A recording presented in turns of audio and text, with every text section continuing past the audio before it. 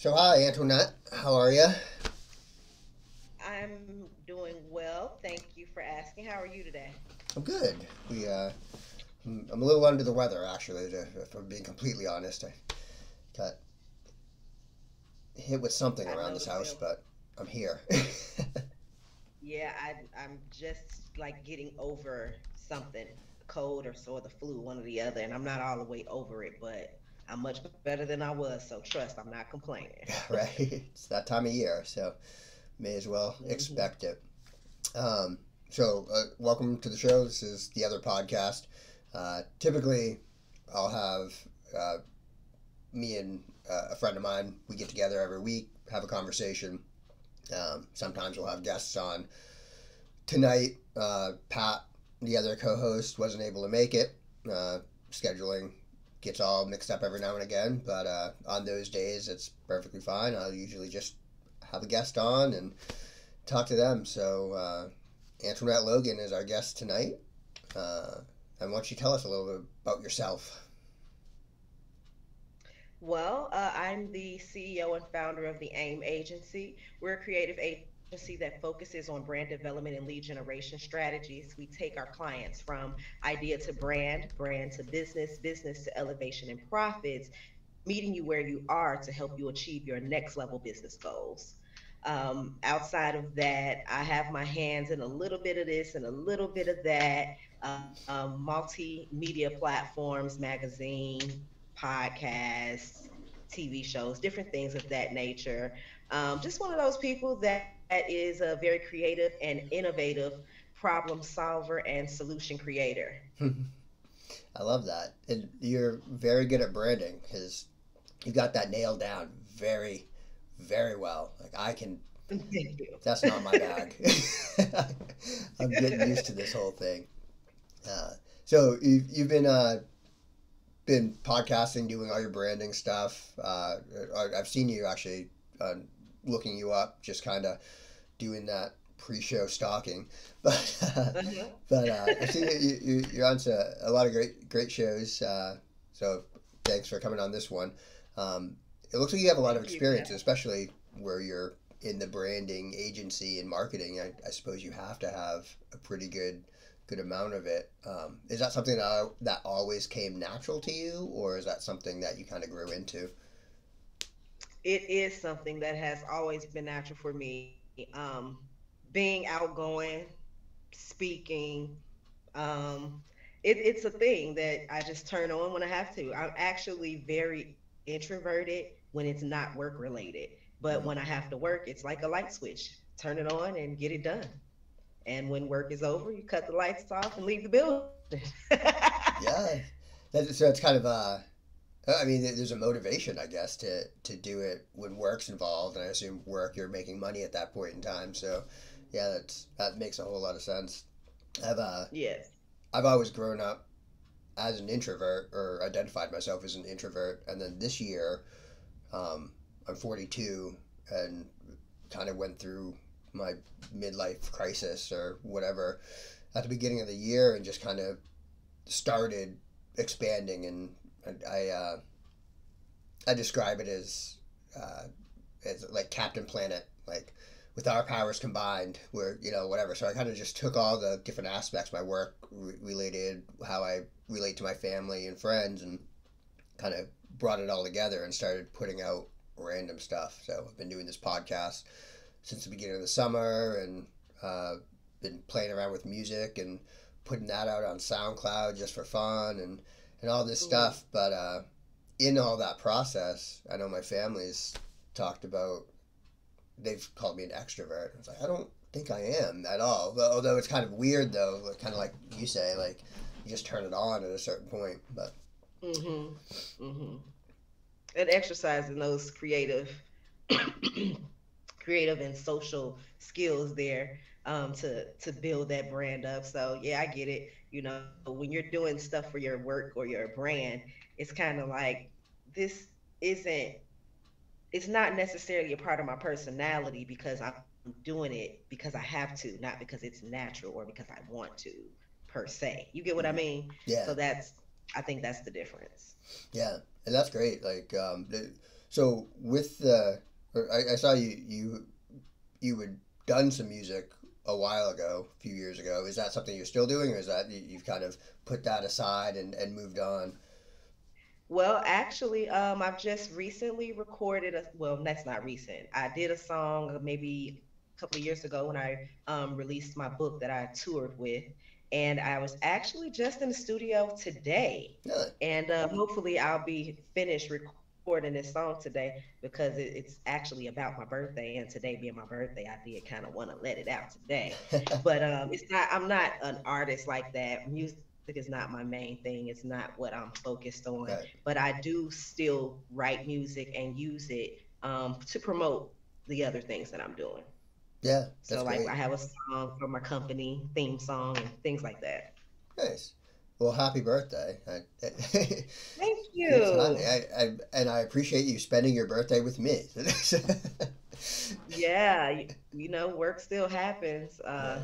Third interview today. Oh wow. Yeah. Keeping it going. So with the branding, the AIM is what it's called, right? Yes. So as you've been doing that, have you been able to like work with a lot of different clients? What kind of clients are you working with? Like, big, small. Yeah, the size isn't consistent. It can be big, small, medium. And I've worked in all industries from food, retail, adult, auto, sound, venues. I've worked with all sorts of brands, companies you know, some you don't. It's no with branding. There's no, you don't have to pick.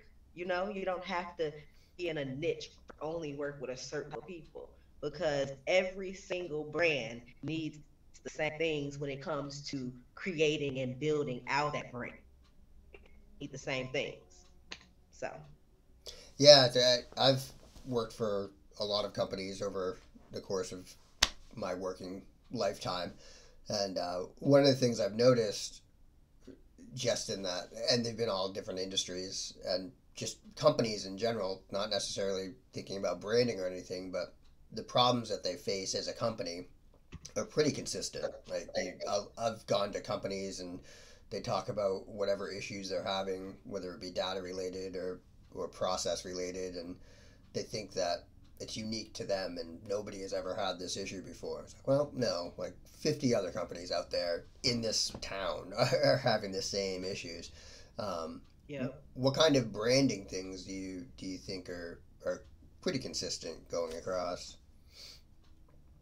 As far as what everybody's doing, Yeah, well, yeah, as far as the struggles they have. oh, the struggles. Okay. Yeah. A lot of people are missing the mark because they are, and I'm specifically talking about small businesses and entrepreneurs at this point. They're missing the mark because they don't have the proper messaging. They're not utilizing psychology when developing these brands. And most often than not, you're going to see this problem with the client that didn't use a professional or an expert or an agency, a company that specializes in branding. Because when you're doing it with your naked eye, and this isn't necessarily, your lane, this isn't what you do, you're not going to think about psychology. You're not going to think about certain things, emotional intelligence, and how it connects to the person that's reading this piece of material with your brand on it. You know what I mean? Right. So it's really that part of it. A lot of people don't know the psychology behind branding, and they aren't really building their brands with the focus of who they serve. A Mm-hmm. lot of people are building their brands based upon their own personal likes and their personality because they're like, oh, this is my company, this is my baby. I want it to be what dream it should be. And even though you have this big dream, you can still execute the things that you want to execute. But in order to be successful, your branding needs to speak to who you serve and not to you because you aren't your client. Yeah. Yeah, that's a really good way to put it. I've been working with a coach over the past couple months or so for something I'm working on, and it's interesting you talk about the psychology about it, because that's one of the things that he really talks about. David Erickson, I'll throw it out there for anybody who wants to go check him out. But he talks about that psychology part of it, and the reaching out to whoever your target market is and stuff, and in learning all that, and based on what you just said too, it's interesting because you have to take that ego out of it, like you say. I mean, I know personally when I started just messing around with stuff, you know, it was for me, you know, and it typically is for me for the most part. You know, if I want to branch out and do something else, I definitely have to shift my focus to say, well, who am I talking to? Who am I truly reaching out to? Um, Hmm. so when you think of the psychology portion of it all, I mean, is that something that you you kind of learned on your own through trial and error, or is that something you know developed through schooling or other resources growing up? Well, I definitely learned it hands on and on my own. So here's the thing: I didn't go to school for branding and marketing and sales or any of that. I have no schooling with my expertise, but I did have a lot of hands on experience directly from Google's and Facebook and my clients. Because the thing about big companies, when they bring you on, they are bringing you on to do a job, but before you got there, they have a certain way that they do things. They have their brand guidelines and they give you training just so you can have a gist of what it is that they're all about. They don't expect you to know just because they're Google. They actually give you those details. So after working with multiple big companies like that and constantly seeing this pattern, even though it's a different company, different color palette, different mission statement, different industry, there's some similarities here. And I started paying attention like, okay. And I'm looking like, well, why aren't, I know a lot of business owners, why aren't any of us in the room when we're at these events and doing these things? And that was the reason, because they don't get branding. That's why they're not there. Yeah, it's interesting. Yeah, yeah, it goes back to that whole commonalities that go through and just reaching out. It seems to like you say, the smaller business owners, the entrepreneurs, and stuff. It's all the same tool set, and it's just reaching out and providing that. When I tell you that it's the simplest mistakes that people make, that you think that it's nothing, but it's something. The average person thinks that, oh, I can just make this flyer real quick. It doesn't matter what the fonts are. It doesn't matter if it's this shade of orange when my actual orange is a different shade. They think that it's okay because it's cute or because no one said anything. But it's not okay. Yeah. It's very important to stay consistent with your brand all the way around the board every time you see it. When you look at Walmart, wherever you see Walmart at, it's the exact same blue every time. It's the exact same font that they use Walmart in every time.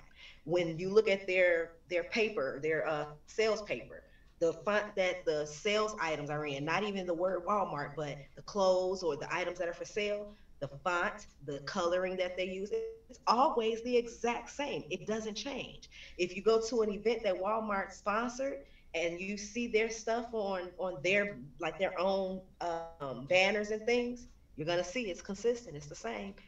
Pepsi, Coca-Cola, whoever, any of these big brands, it's always going to be that. So what makes us think that if this is what the big boys are doing, I should do something different? No, you don't recreate the wheel. You get your ass on the train. you know? Right.